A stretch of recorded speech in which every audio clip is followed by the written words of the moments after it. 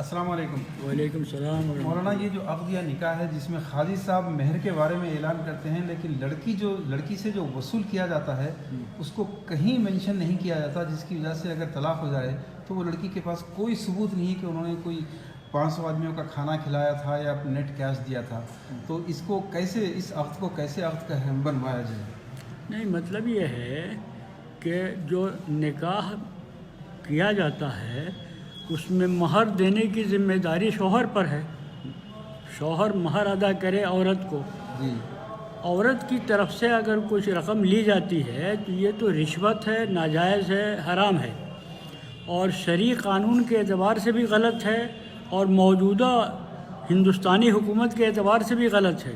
اس لیے اس میں اگر لکھیں گے تو سب لوگ پھنسیں گے۔ جی۔ اس لیے اس میں اس کے لکھنے کا سوال ہی پیدا نہیں ہوتا۔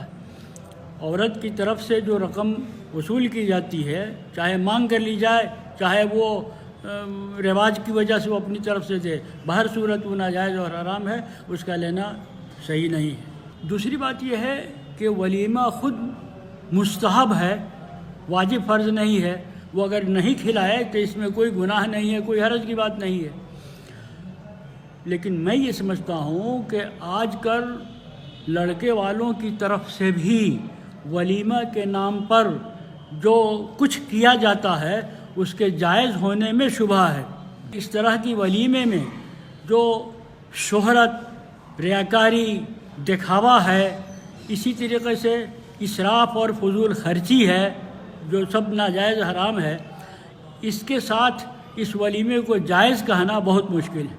لڑکا والے جو ولیمہ میں کھلاتے ہیں اس میں بھی بعض مرتبہ تو مجھ کو ایسا معلوم ہوا کہ لڑکی والوں سے جو رقم لی جاتی ہے وہی ادھر ولیمے میں کھلایا جاتا ہے، تو ظاہر بات ہے کہ وہ حرام کھانا ہے، کسی کے لیے کھانا اس کا جائز نہیں ہوگا۔ جیسا کہ ہم لوگوں نے سنا ہے کہ بہت سے لوگ رقم لیتے ہیں لڑکی والوں سے اور اسی رقم سے ہی گل چھرے اڑاتے ہیں، تو ظاہر بات ہے کہ وہ کسی کے لیے بھی کھانا جائز نہیں ہے، وہ ناجائز اور حرام ہے۔ ان کو شریک نہیں ہونا چاہیے تاکہ ان غلط کاموں کی حوصلہ افزائی نہ ہو، اور اگر وہ حرام پیسے سے گرا رہا ہے تب تو کسی کے لیے کھانا جائز نہیں۔ جزاک اللہ مولانا، بہت بہت شکریہ۔